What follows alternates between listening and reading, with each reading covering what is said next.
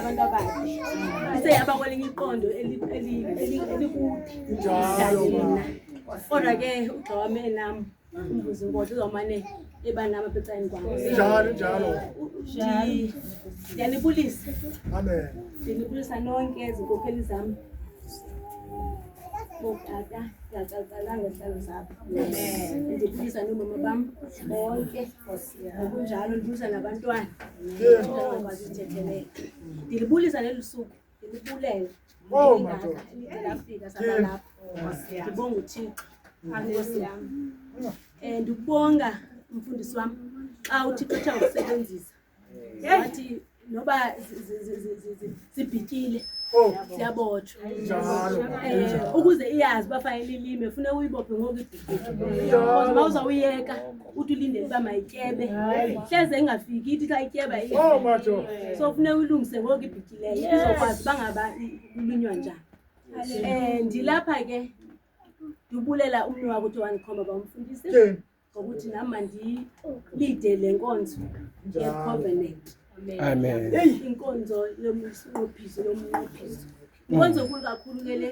yinto inkonzo sazazi baziwa khona zonqophiso zonani kodwa le inkonzo yokuqala inkonzo yomnqophiso inkonzo yomnqophiso before ke ithi uthi umoya manje ke ndicacise ngomnqophiso bakalo ngoku kuba nzima sithi siyanqophisa kanti asazi meaning yomnqophiso umnqophiso uhamba ne-punishment if ungawazi so ke bazalwane before ilathi siqale le nkonzo ufuna ndikucacisele ngicela mamankayi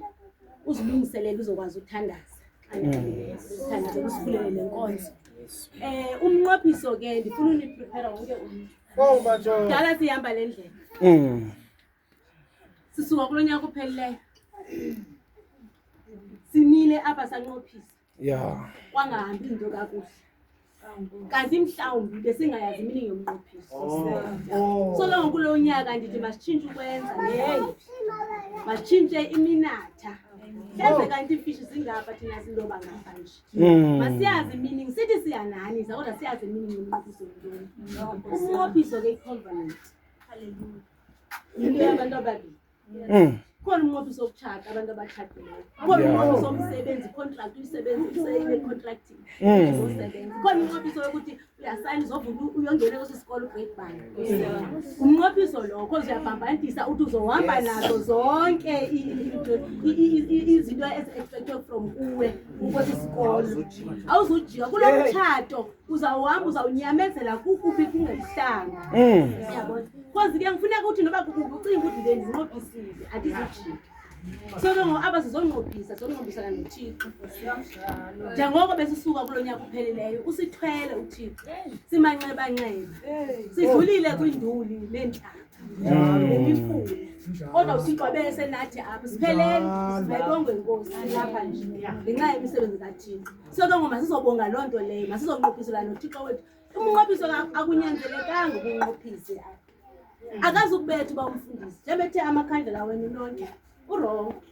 ngeke nganikhumbuzanga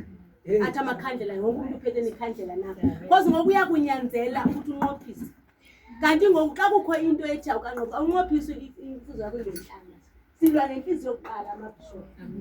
funeka sizonyathela abasonqophisa qale silungise inhliziyo elingaphakathi yes uthi usima apho uyazi bangabe uzothetha noThixo awuzunqophisa umamhlanje uzotha noThixo wakho ngqo so awuzufika usaphethe umthwalwane kwapi last year ngoku siyiwelile iJordani si-cross over silapha siyiwelile inhlambo sinjalo senhlango nasishiye inhlango asingene sibatsha ngokapha into ifuna ke wena ke ukuthi uhlambuluke ungami apha ndingavuya mangakukho omunye othi umntwana uzonqophisa because amazi lo muntu lowo wena u-honest kubo bonke abantu wena muntu u-honest kubo bonke abantu because awunqophisi umanqebane awunqophisa ungekahlambuluki haleluya so ke ngo-elithuba ndizawucela umamankayi akasithandazele azame uThixo